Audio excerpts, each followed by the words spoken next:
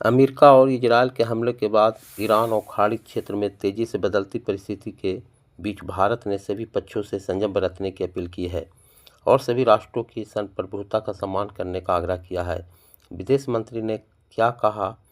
Iran पर America और Israel के ताज़ा हमलों के बाद भारत सरकार की पहली प्रतिक्रिया सामने आई है।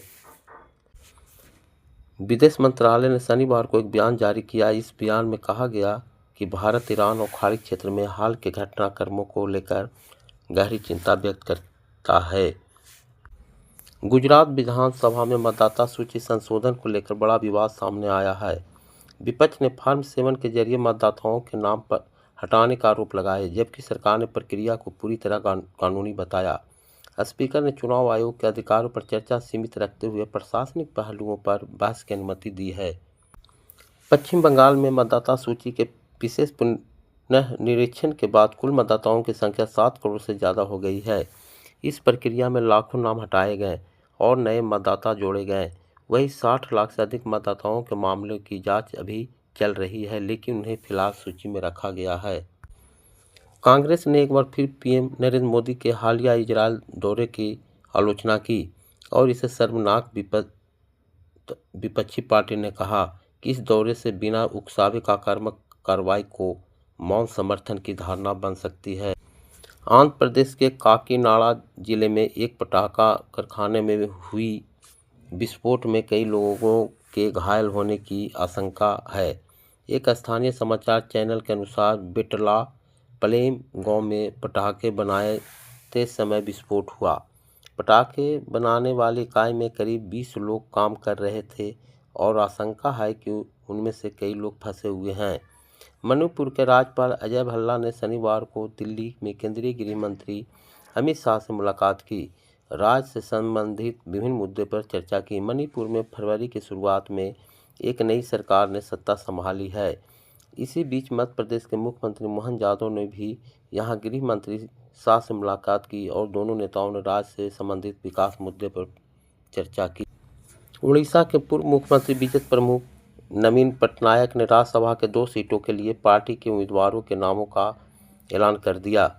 वहीं कांग्रेस ने उड़ीसा के सियासी समीकरणों को देखते हुए राज्यसभा चुनाव में संभावित विधायकों की खरीद फरोख्त यानी हॉर्स ट्रेडिंग की आशंका जताई है। कांग्रेस ने अमेरिकी राष्ट्रपति ट्रंप के पाकिस्तान की तरफ करने पर पीएम मोदी को घेरा है। कांग्रेस नेता जयराम रमेश ने सोशल मीडिया पर ट्रंप के बयान पर वीडियो पोस्ट करते हुए मोदी सरकार की नीति पर सवाल उठाए हैं। अमेरिका के राष्ट्रपति डोनाल्ड ट्रंप के पाकिस्तान की तारीफ और अफगानिस्तान के साथ उसके युद्ध में समर्थन पर कांग्रेस ने प्रधानमंत्री नरेंद्र मोदी पर तीखा हमला किया है। कांग्रेस ने इसे भारतीय हेगेमोनी के लिए एक झटका बताया है और कहा कि दुनिया खासकर अमेरिका अब स्वयं विश्वगुरु की असलियत समझ चुकी है। प्रधानमंत्री नरेंद्र मोदी आज राजस्थान, गुजरात और तमिलनाडु के दौरे पर रहेंगे, जहां वे करोड़ों की लागत वाली विभिन्न परियोजनाओं का लोकार्पण और शिलान्यास करेंगे, जिससे इन राज्यों के विकास को नई गति मिलेगी। वहीं रक्षा अनुसंधान एवं विकास संगठन DRDO ने एक बड़ी उपलब्धि हासिल करते हुए अपनी उन्नत BSHORADS मिसाइल सिस्टम का सफलतापूर्वक परीक्षण किया है। यह मिसाइल सिस्टम दुश्मन के किसी भी हवाई हमले को नाकाम करने में सक्षम है और इसने परीक्षण के दौरान उच्च गति वाले लक्ष्य को सटीकता से भेदा है।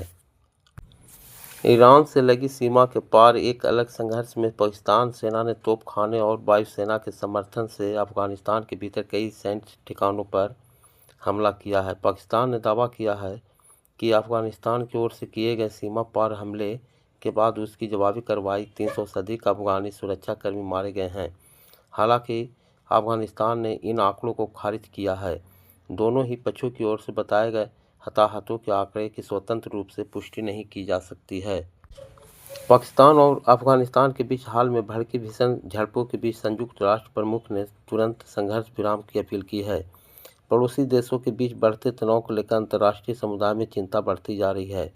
संयुक्त राष्ट्र महासचिव एंटोनियो गुटेरेस ने दोनों देशों के बीच हिंसा के बढ़ते स्तर पर गहरी चिंता जताई। उनके प्रवक्ता स्टीफन दुजारिक ने कहा कि महासचिव अफगानिस्तान और पाकिस्तान के बीच हो रही हिंसा और उससे आम नागरिकों पर पड़ रहे असर को लेकर बेहद चिंतित हैं। प्रवक्ता के अनुसार महासचिव ने तत्काल शत्रुता समाप्त करने का आह्वान किया है और दोनों पक्षों से अपील की है कि वह अपने मतभेदों को बातचीत के कूटनीतिक माध्यमों से सुलझाए। अमेरिका और इजरायल की तरफ से शनिवार सुबह ईरान पर जबरदस्त हमले किए गए। इसके बाद ईरान ने पलटवार करते हुए पश्चिम एशिया में कई क्षेत्रों को निशाना बनाया। ईरान के निशाने पर इजरायल के साथ शासित क्षेत्र में मौजूद अमेरिकी सैन्य ठिकाने रहे। ईरान पर अमेरिका और इजरायल के हमले के बाद पश्चिम एशिया में तनाव चरम पर पहुंच गया है। कई देशों की ओर से इस पर प्रतिक्रिया सामने आई है। कुछ देश ने अमेरिका और इजरायल की आलोचना की है तो कुछ ने कूटनीति का रास्ता अपनाने और संघर्ष रोकने की अपील की है। वहीं कुछ देशों ने इजरायल अमेरिका की कार्रवाई का समर्थन भी किया है। अमेरिका और इजरायल ने ईरान के खिलाफ संयुक्त सैन्य अभियान शुरू कर पश्चिम एशिया में तनाव चरम पर पहुंचा दिया। नेतन्याहू ने इसे अस्तित्व की लड़ाई बताया, जबकि राष्ट्रपति ट्रंप ने ईरानी सेना को आत्मसमर्पण की चेतावनी दी है। अमेरिका और इजरायल के ईरान पर संयुक्त सैन्य के हमले के बाद जानिए कौन ईरान के supreme leader Ayatollah Ali Khamenei आखिर क्यों डोनाल्ड ट्रंप और इजरायल उन्हें अपना सबसे बड़ा दुश्मन मानते हैं। इटली के मिलान शहर के मध्य इलाके में एक ट्राम हादसे से शिकार हो गई। ट्राम के पटरी से उतरने के बाद वह पास की एक इमारत में बनी दुकान में घुस गई। इस दुर्घटना में 2 लोगों की मौत हो गई। बताया जा रहा है कि चालक ने ट्रैक स्विच को सक्रिय नहीं किया था, जिसके चलते यह हादसा हो गया। उत्तर कोरिया के आधिकारिक कोरियन सेंट्रल न्यूज एजेंसी ने शनिवार को बताया कि किम ने शुक्रवार को वरिष्ठ पार्टी सैन्य अधिकारियों को 2021 में हुए पिछले वर्कर्स पार्टी कांग्रेस के बाद से पिछले 5 वर्षों में उनकी प्रतिबद्धता के लिए अपने पूर्ण विश्वास और कृतज्ञता का प्रतीक बताया। पाकिस्तान और अफगानिस्तान के बीच तगड़ी जंग छिड़ गई है। दोनों देश एक दूसरे के सैन्य ठिकानों को निशाना बना रहे हैं। इस बीच तालिबान रक्षा मंत्रालय ने एयर स्ट्राइक का वीडियो साझा किया, जिसमें पाकिस्तानी ठिकानों पर एक के बाद कई बम बरसाए हैं।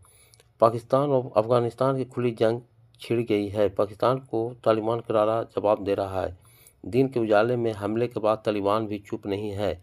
इस बीच अफगानिस्तान के तालिबान के नेतृत्व वाले रक्षा मंत्रालय ने एक वीडियो साझा किया, जिसमें साफ देखा जा सकता है कि कैसे एक के बाद कई पाकिस्तान के सैन्य ठिकानों को निशाना बनाया गया है। शुक्रवार को जारी किए गए एक वीडियो में पाकिस्तानी ठिकानों पर हमला दिखाए गए, जो पड़ोसी देशों के बीच चरम पर पहुंचे संघर्ष को दिखा रहा है।